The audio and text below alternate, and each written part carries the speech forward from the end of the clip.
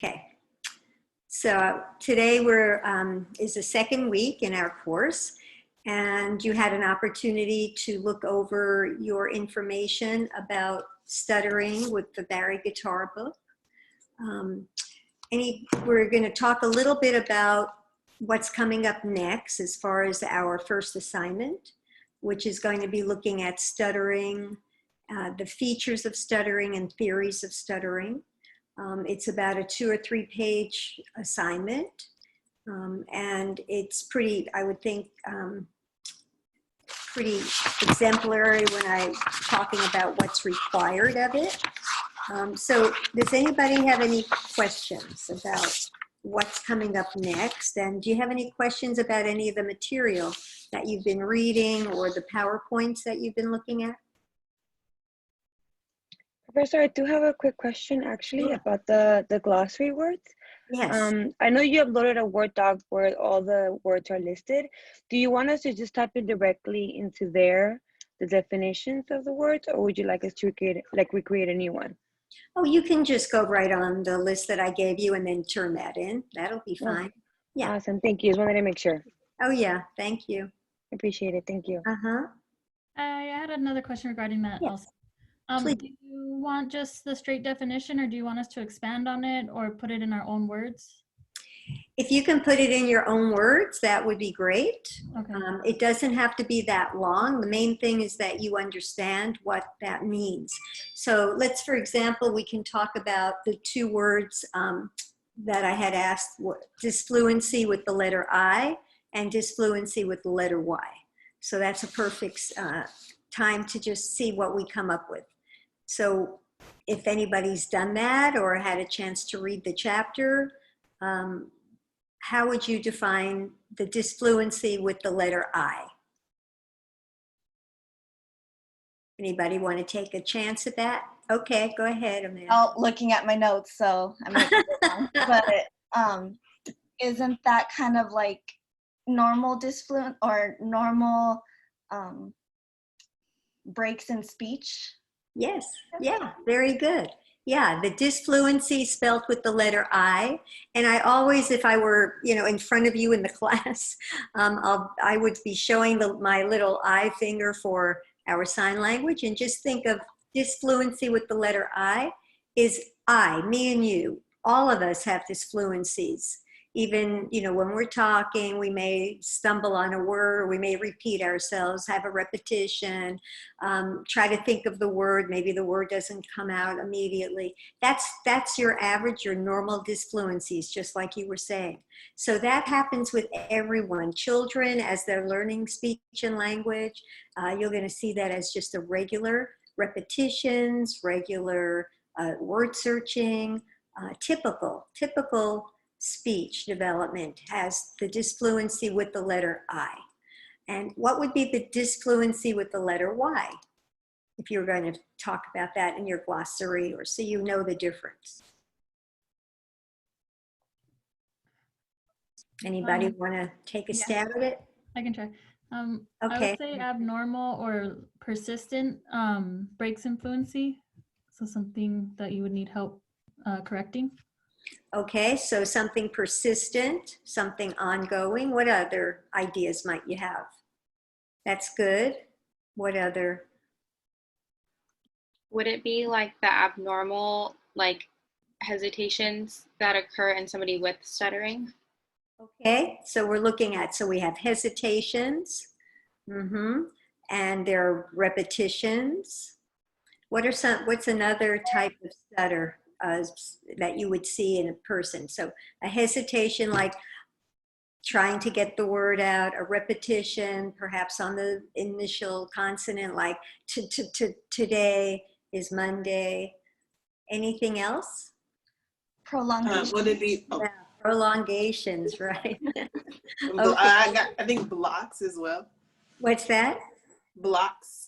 Blocks also, yeah. So, okay, so here you're getting a really good picture of the disfluency with the letter I is typical, normal developing children. As they're learning language, they're thinking of words, they're trying to remember the right word or the sound production. Normal, we have it as adults. And then the disfluency which is our stuttering with the letter Y.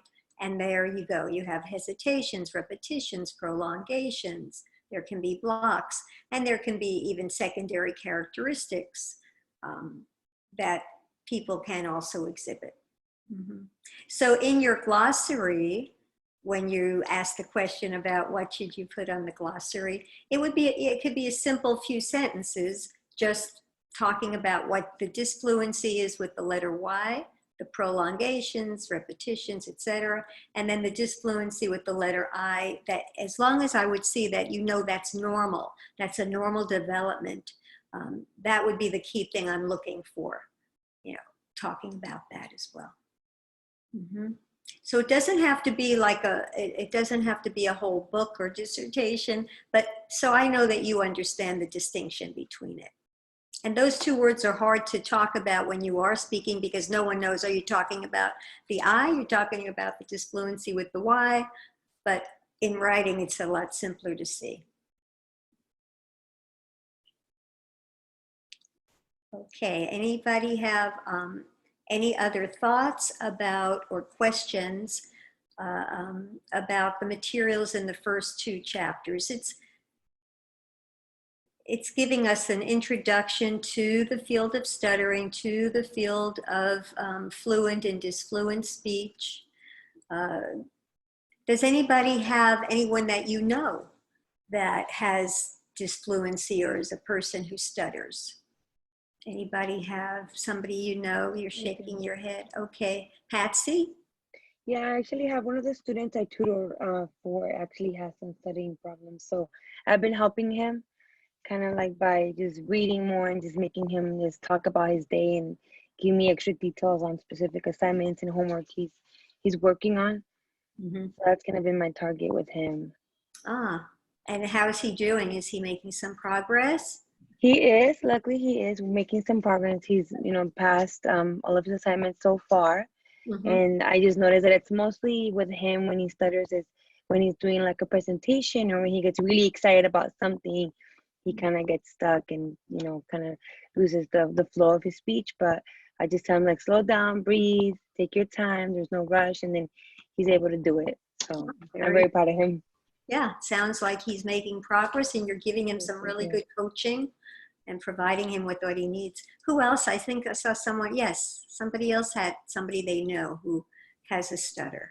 It was me, my cousin. When she was younger, it was really bad. She had a lot of repetitions and prolongation. And I didn't think about it for a long time until I started taking these classes here. And I talked to her again and I noticed that she was using a lot of the strategies to help eliminate the stuttering. So she talks slower. Actually, I think that's it. She just talks a little slower and like really enunciates every word. And I talked to her, I asked her how she changed it. And she said that she didn't really do good with therapy. But I have had teachers explain that that not everything works for everybody. So it just didn't work for her, whatever she was doing. But yeah, I guess it just over time with age. And how old is she now?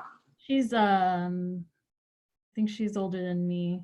I'm not sure. I think she's in her 30s. Oh, in her 30s now. Yeah. So that's wonderful because a lot of people, the therapy, like you said, doesn't work for them. They don't find that they have a way to change their pattern, even if they're given different approaches. And so it's nice that she discovered what works best for her.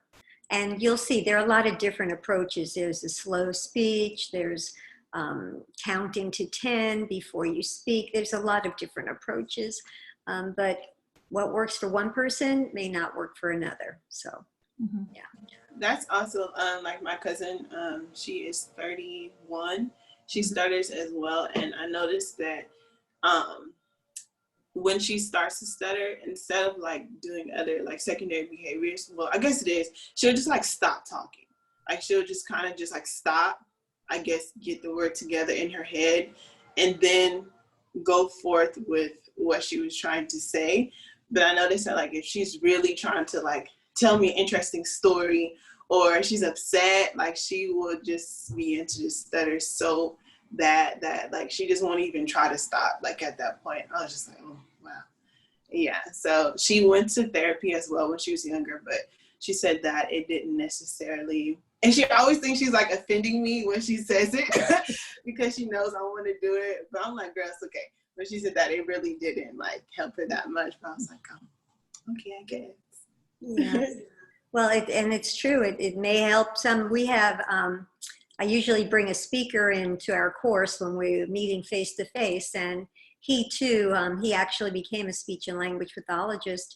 And he also said that the therapy wasn't really that helpful, that he discovered for himself when he was in college, and he made the decision that he was not going to talk that way anymore. And he was going to change himself, because he told a story of going to a ice cream shop, and he wanted to get strawberry ice cream, which was his favorite. But he knew if he would say the word strawberry, that he was going to be stuck in line for like 10 minutes, because he knew that that word would not come out and he would be blocking on it. So he changed his ice cream from strawberry to asking for chocolate, because chocolate he could say. And it was at that point he had that sudden insight for himself that he was not going to live that way anymore, and that he was going to change the way he was, that he was going to take his time to say what he was going to say, and people would listen to him. And it was a major breakthrough for him. And he went on to become a speech language pathologist at LA Unified School District. So it's very different for, different people have different stories. I wish there was, is there one method to help a stutterer, or is there one theory that says why we have stuttering? Who thinks there's one way of doing it? Raise your hand. Okay. Who says there's a lot of ways of helping people who stutter? Raise your hand. Yeah. And how about the one theory? Is there just one theory out there that answers everyone's question? No, not yet. No, there was a video that I have for you in the assignments for you to look at from CBS. I believe it was a news show, and it did show a doctor who has invented a pill that he swears if you take the pill, you will stop stuttering. So I haven't heard from him lately, so I don't know how his research is going, but the one person that was on the screen said that it did help him calm his thoughts. It kind of organized his thinking, so he was able to speak a little better. And so if we think about that neurological system, and we think about the brain, which is one of the topics in chapter 2 that you'll be reading if you haven't already, he felt that that was helping him, but it's not in every case. Yeah. So let me go over, if I can, the assignment that's going to be coming up, so you just have an idea of what's expected. And then if anyone has any need for office hours at 3:30, I'll have office hours for an entire hour. So as far as the assignment, it's pretty basic. It's looking at the features of stuttering, listing out 20 different features of stuttering. And then the second part of the assignment is listing out 2 different theories for stuttering, using 2 different people, 2 different theorists, 2 different researchers or scientists. And the assignment, let's see if I can capture it here. So I'm going to go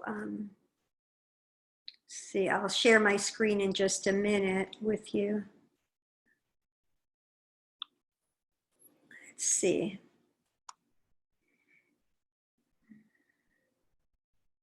Okay, so I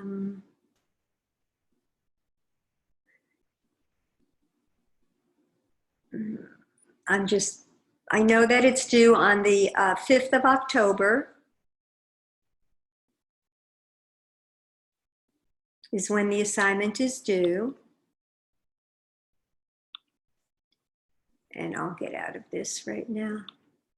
Okay, so it's due on the 5th of October, and basically there's a list of information for you that I've written out as far as what's expected. Does anybody have any questions on what you read about the assignment? I'd be happy to answer any of your questions. I know it's far away, it's a few weeks away, but I like to prepare, get everybody ready. Okay, if you don't have any questions, that's good. That means you're understanding what I wrote, or maybe you haven't read it yet, but feel free to send me any kind of email if you need. But it's pretty rich in giving you directions. Make sure you use the APA style when you use references, and just use the best grammar that you can as well, so that you'll be able to score the most points for that assignment. Basically, just think of it as two different assignments, but one is the features of stuttering, which we've even talked about. We've talked about repetitions, we've talked about blocks, we've talked about all the different aspects of stuttering at the moment, features of it, secondary blocks, primary blocks, anticipatory struggles, all of the different things you'll read in the chapters. Those would be some of the features of it. And then two theories, two different theories, why people think people do stutter. Okay? All right. So I'm going to, I need more questions about that assignment. I have a question. Yeah, Did you want us to use outside sources or just the textbook? Okay, I believe it's outside sources. Let me see if I can find I believe I said outside sources, but I want to really make sure that's what I said. So let me see if I can get back to the course here, and let me find, let me just find the definition of the assignments.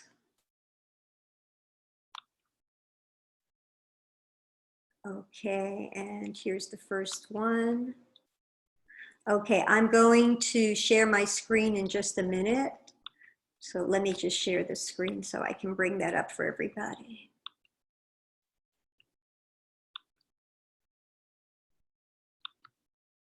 Okay, so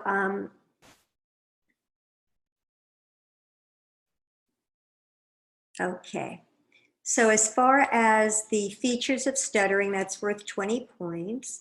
So you're going to just use the documented features of stuttering, defining them, clarifying them, and you're to cite 6 different sources. So it's not just, it's going to be different sources for part 1 of this project. You can use articles from the following peer-reviewed journals. So like the American Journal of Speech Language Pathology or the Journal of Speech Language Hearing Research, peer-based, peer-reviewed journals would be the best. And then you can also use 3 different textbooks that regard stuttering or the field of speech and language. But this is the key, you're not to use the textbook for our class. So for our class, the Barry Guitar book, do not use. You can use other textbooks, but not that one. Okay, so those are basically the do's. You need to cite at least 6 different sources. So if there's 20 features, you can use the same source multiple times. Okay, and then some of the things that I don't want you to do is, don't use any source I didn't mention, because I want them to be peer reviewed, and mainly in our field of speech and language communication disorders. Don't use a textbook that's earlier than the one we're using. Ours is the 5th edition. So we're not going to use any other books that are, 3rd edition or whatever. No websites, no magazines, no newspapers. This is really going to be a peer-reviewed journal which you're looking for the information of the features. Okay? No one, any of that. And this just talks about that the points deducted, so if you have less than 20 features, if you lack a citation, If you're using less than 6 different sources, you'll have points deducted for that. So that's the first part that's worth 20 points. The second part of our paper is worth 15 points, and that's where you're going to summarize 2 researchers of stuttering. So only 2, and there's a lot more than 2. There's a lot of people that come up with some ideas of what stuttering, how it's caused, what's our, is it something that's neurological? Is it something that's behavioral? Is it something psychological? Is it something trauma related? There's many different theorists out there. So you just select 2, that's all. You write a summary of no more than 1 page in length, describing both the nature of stuttering and the theory of the etiology of stuttering, according to those 2 major researchers. Okay, so you're going to be condensing a lot of this. It's you know, we're not going into a 10-page report. It's going to be condensed, but these are some of the people, you know, that are listed here for you that you can use. There's Bloodstein and all of these different researchers and scientists. And it's 1 page for both of them. Okay, that's another clarification. You're going to have to be brief. Get to the nitty-gritty of what that theorist believes in, not a long-winded, you know, expose. 1 page, half a page for one researcher, half a page for another, and then put the references at the end. Okay, and you're going to just put it in your own words as a narrative, looking for quality information that you can use as a future SLP or at SLIPA. Okay, and you have to cite at least 1 source for part 2 of the project. Okay, and then again, where do you want to get your sources from?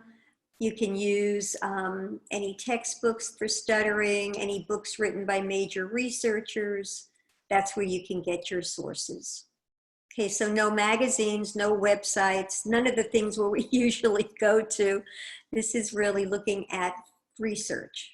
Okay, and then it tells you when, you know, how it'll be deducted if those aren't followed, and then how to write. I want to, you know, have it clear, nothing handwritten. You'll be sending it in to me, and so you follow the APA citation. And I know that I gave you some examples over here as well, so you have some examples. Okay, so that's there on your in Canvas for you, okay? And it's listed out there. I'm just going to go back. The Stuttering Features and Theories Project, due 10/5 by 10:59 p.m. Okay, so you've got some time, but it's always good to get a head start. All right, does that make anybody have any questions about that at the moment? I'll be happy to answer if you have any questions. I have a question about the sources. Yes. Do we have to use 3 textbooks, or can we use 6 of the peer-reviewed journals? Yeah, you can use you can use the peer-reviewed journals if you choose. You don't have to use the textbook. It's just a choice. Okay, I'm just worried about having access without buying textbooks, but I'll check my old ones from the other classes. Oh, okay. All righty, that'll be good. How are you all managing? Are you able to get online and get into the library? I mean, because the library would be, you know, have all these peer-reviewed journals. Okay, we will have the librarian will be coming to talk to us. I don't know her exact date yet, but she'll be able to help us also and give us some insights. So I'm looking forward to the date. She couldn't come today, so we'll see if maybe she can come next week. But I'll let you know. Thank you. Okay. All right. Any other questions about that first assignment? No? Okay. I'm going to shut that down then. And all right. Any other last questions? I'm going into my office hour now. So I'll be happy to answer it. Otherwise, I'm going to, if there's no more questions, I'm going to shut this off, the recording off, and then I'll go into my office hour, which I do not record. I find that, that's a personal time. By the way, ladies, is it okay if your faces are showing? Because I'm going to release this recording to our class. So do I have your permission? Yes. Yes. Everybody okay with that? Okay. I actually have a question about the recording. Yes, I wasn't able to find the previous one for last week. I know. Thank you for bringing that up. I'm still waiting to get back with CETL, with the university. It is recorded. I have a URL, but for some reason it won't upload. So I'm waiting to find out exactly how to do it. And after today, I'll definitely be able to get that information, and it'll be up for next time. I try to get this back up within 48 hours, 24 to 48 hours, but last week something happened with the URL, but I'm looking forward to getting it up. I know it'll be there. I got an email that says your recording is ready to be posted, so I know it's ready. It's just getting the URL to upload, and I'll find out. I have a call in for them, and they're going to help me out. No worries, thank you. I just wanted to make sure it wasn't just me that couldn't find it. No. Thank you. No. Okay, everyone. Well, we're going to end right now. I want to thank you all for coming. And if you have any questions, feel free to send me an email or come visit me. I'm going to shut this off, and I'll be in the office hour in just a second as I move from one screen to another. So thank you so much. I look forward to seeing you again. Take care. Have a nice day. Thank you. Bye, everyone. Thank you. Bye-bye.